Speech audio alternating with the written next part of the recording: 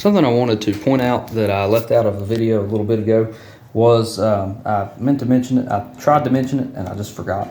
But that is that these locks were probably made far away from where these guns were made.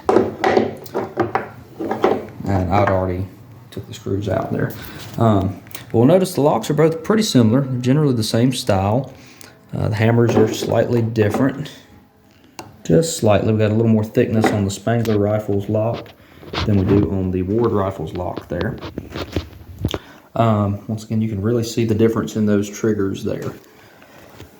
But I'm just going to see something here. I just wonder how closely related these things might be.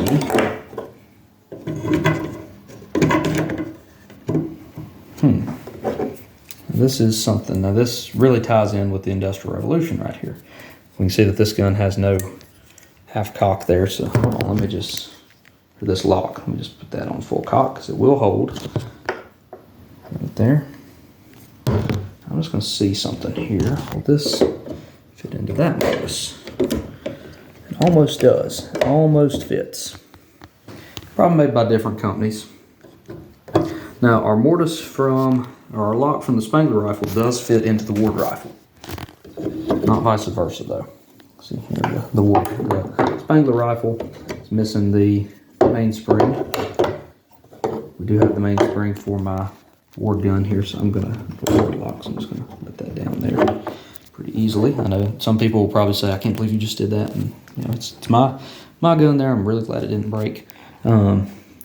But that's still a pretty stout spring. And we've got it hooked on here. This would have had the same situation there. It's just it's rusted up in there.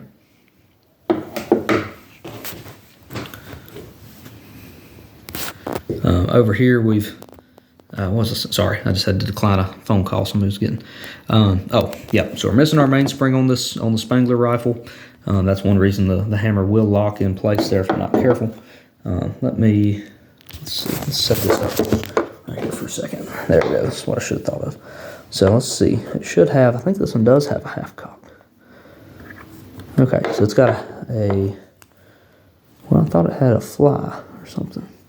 This one appears to have a slight little thing, something that's catching right in here. I think that's a half cock. I think. Nope, that's full cock. It's got just a little bit of another notch there where something is worn off. So I'm wondering if maybe there's sort of a half cock notch on it, or maybe that's a fly. Might be a fly there for it, a fly thing there. But generally, these locks are very, very similar. And that's because locks were mass produced. I mean, all the way down to where the bolt is just about. These guns or these locks from these guns, very similar. The bridles, we can tell, are different. Move this over in front of there. Sorry, I was probably blocking the camera. But they're very similar. And that's the Industrial Revolution right there. Even on a traditional gun, we can see these styles were popular all across the country. Monroe, Wisconsin to Jamestown, North Carolina is, I don't know exactly, but that's probably 1,500 miles. Maybe more like 1,100 or so, I'm not sure. We'll have to look into it, Google it or something. But we can see here that these two rifles, though they're made in different parts of the country, they've got a lot of similarities.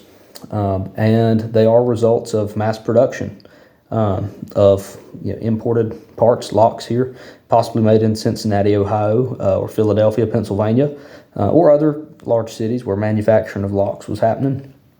A lot of these gunsmiths, we know they're importing their locks from places like this. So the difference in the trigger mechanisms tell me that there's, let me fix that a little better here, that there is still that different style, and maybe the triggers are made by the smiths. Not sure. At this point, I'm probably going to assume that the set triggers are also made in some other shop, but this one may have been filed by Spangler when he's, or one of his apprentices, or whoever built this gun. It's marked Spangler, just like this one's marked Ward, but those are the master smiths that run the companies. It could be that that's someone else that actually put the gun together, in Ward's shop in this case, or Spangler's shop in this one's case. But they're very neat guns. These two different 19th century muzzle-loading American rifles. Got our Plains rifle up at the top, the double cheek piece, really cool, identical on each side there. And then our North Carolina long rifle here, Jamestown School of Gun Building. I regret to say I don't know much about Midwestern schools of gun building, but so I just call this a Plains style rifle. It's kind of similar to the Hawkins, but you know, somebody who really knows about Hawkins would point out very quickly, I'm sure, multiple differences. I mean, we've only got one key here, or where a key was at some point, wedge key, no patch box. Hawken guns are also going to be larger caliber a lot of times, from what I've always heard. The reproductions certainly are. We can see our difference in bore sizes here between these two. So, thanks for watching Mr. Bennett's History Minutes. Check out more of my videos there about various different historical topics. Hope to be making some more of those in the future. Let's see. The butt plates of these guns are kind of similar style. We can see this one's much more robust, got more pronounced part coming out there, but they're both very slender, considering they're kind of, I'd be afraid they'd kind of hit you pretty hard if it was a larger caliber gun. But you know, heavy barrels. Each of these guns weighs, golly, that's probably 9 pounds at least on the Plains gun, and probably looking at, well, because of the length of the barrel on the North Carolina rifle, it's probably right on up there. Thanks for watching. Subscribe. Go out and burn some powder. Get into these things. Study up. Learn your history. Connect it to all different kinds of parts of the world. Make sure you watch my other video where I talk about the Moroccan snap haunts, the Alpha Dolly. And take care. Bye.